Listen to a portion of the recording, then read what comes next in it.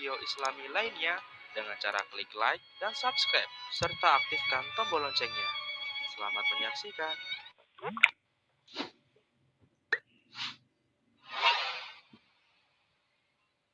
Nah, sekarang bagaimana kalau ada masalah-masalah yang sifatnya sangat serius?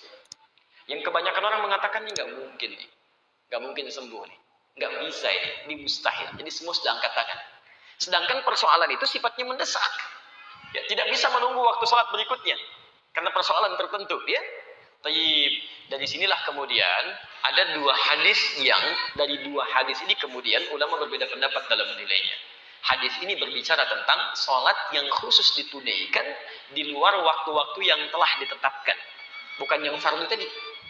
Dan bukan sholat sunnah biasa. Bukan syuruk, bukan duha, bukan rawatib. Tapi satu sholat yang dikhususkan, dikerjakan, alhamdulillah, ketika terdapat persoalan tertentu yang sangat urgen, yang makhluk sudah mengatakan ini tidak mungkin, atau bukan urusan makhluk lagi. Maka dari sini kemudian diistilahkan dengan sholat hajat dalam pembahasan fikih. Bukan sholat yang pertama tadi. Jelas di sini? Nah, pembahasan ini sebetulnya ada di satu kitab yang sama. Cuma beda satu nomor. Bismillah. Di At-Tirmidzi. Di At-Tirmidzi.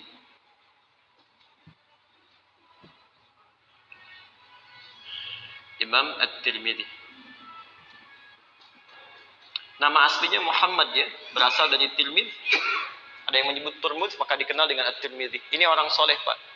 Luar biasa hafal Al-Quran, hafal banyak hadis, dekat dengan Allah, tahajud tiap malam, puasa sunnah, dan di akhir hidupnya itu matanya buta. Menangis. Karena banyak nangis itu. Banyak nangis.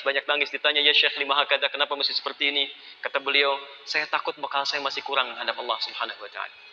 Jadi masih menangis di ujung hidupnya karena khawatir saat meninggal bakalnya masih kurang. Coba bisa nggak Anda bayangkan, imam besar, hafal Quran, hafal banyak hadis, kan dekat dengan Allah, tahajudnya rajin, dan puasanya luar biasa. Masih menangis di ujung hidupnya karena takut bakalnya masih kurang. Jadi kalau kita merasa bukan imam besar, belum hafal Quran, tidak rajin tahajud, belum rajin puasa sunnah, belum hafal Quran, hati-hati. Ya banyak lebih daripada itu. Ini sudah sepuh masih karaokean juga misalnya. Itu kan ada yang harus diperbaiki, ya. Ingat, saya hanya ingin mengingatkan saja, bukan berarti memberikan celah, tidak, ya. Ya. Kembalikan. Nomor hadis 1384. Cuman beda satu nomor. Satu lagi 1385. Yang ini riwayatnya dari Abdurrahman bin Abi Aufa. Yang ini riwayatnya dari Uthman. Kita teruskan sampai ketemu orang, ya. Sampai ketemu akarnya. Bin Hunayf. Ya. Jangan berargumentasi kalau kita tidak paham tentang akar masalah. Kita temukan dulu persoalannya, baru kemudian kita lihat hadisnya. Baik, Bapak dan Ibu sekalian, teman-teman. Hadis yang pertama, yang nomor hadis 1384. Diriwayatkan, seperti saya tuliskan, dari Abdurrahman bin Abi Aufa. Ini yang dipersoalkan hadisnya, karena hadisnya sangat lemah sekali. Bukan cuma dhaif, tapi dhaif jiddan. Dhaif jiddan. Mengajarkan doa dari Rasulullah SAW, ketika Anda punya masalah, punya hajat, ya, maka berwudulah, tunaikan salat, kemudian Anda mohon kepada Allah, ya Alim, ya Hakim, dan seterusnya hadis. Ya, di sini dinilai oleh para ulama, bahkan Imam Al-Bukhari menyebut hadis ini dengan munkarul hadis. Ya, munkarul hadis. Jadi Abdurrahman bin Abi Aufa ini dinilai oleh Imam Al-Bukhari dengan munkarul hadis. Hadis munkar itu, hadis munkar adalah hadis yang diriwayatkan oleh orang-orang yang pribadinya bermasalah. Isinya belum tentu salah kalimat hadisnya, cuman orangnya bermasalah. Karena orangnya bermasalah, maka hadis itu cenderung diingkari, tidak diambil. Awas, khawatir menjadi celak nantinya. Karena segala sesuatu yang berasal dari Nabi mesti dijaga, termasuk perilaku orang yang meriwayatkannya. Ini yang kehati-hatian termasuk yang sangat ketat dalam Islam. Di konsep agama lain nggak ada, sangat ketat. Dan yang paling ketat menerapkan ini Imam Al-Bukhari.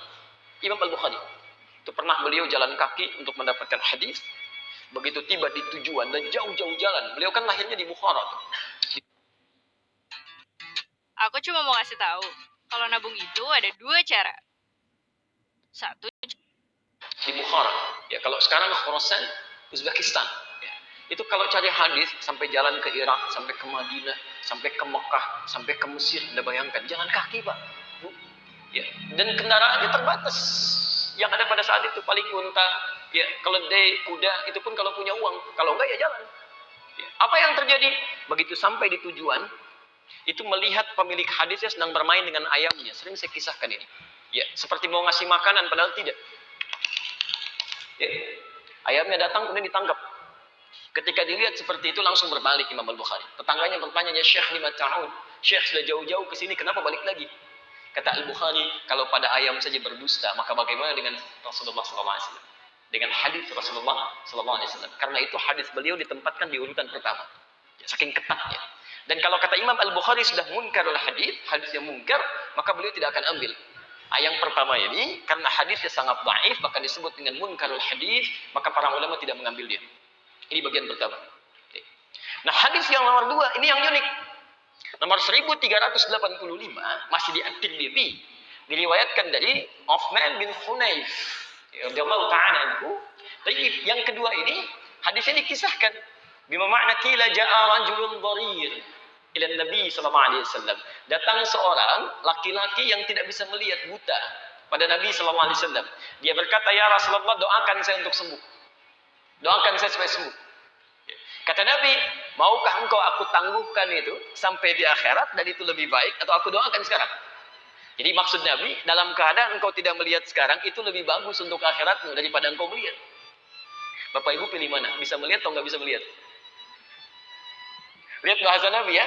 Untuk orang ini Nabi katakan, kamu diuji oleh Allah tidak bisa melihat. Bukankah dengan tidak bisa melihat, nggak bisa lihat maksiat? Gak bisa lihat tayangan-tayangan yang tidak baik, gambar-gambar yang tidak elok, gitu kan?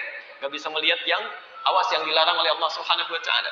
Dibandingkan dengan kamu saat ini mau melihat tapi berpotensi banyak maksiat lagi. Ayo, pilih mana? Tidak bisa melihat, terjaga dari maksiat, atau bisa melihat tapi berpotensi banyak maksiat. Pilih mana? Dan tidak ada pilihan ketiga dan tidak boleh maksa. Yang paling bagus ya bisa lihat tidak maksiat kan? Bisa lihat tidak maksiat. Makanya kaidah Quran mengatakan yang ketiga itu yang pertama. Yang ketiga. Quran surah ke-24 ayat 30 untuk laki-laki, ayat 31 untuk perempuan. Ya. Wa qul lil mu'minina yaghuddu min absarihim. Katakan pada pria-pria beriman, jaga pandangannya. Ya. Ghaddul basar itu lihat yang baik-baik.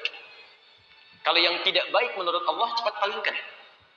Jadi fungsi mata kita kalau masih bisa melihat, lihat yang baik-baik aja. Ya, lihat orang sholat, ada kebaikan. Ketika kita melihat orang sholat tergerak untuk sholat, ada pahala di situ.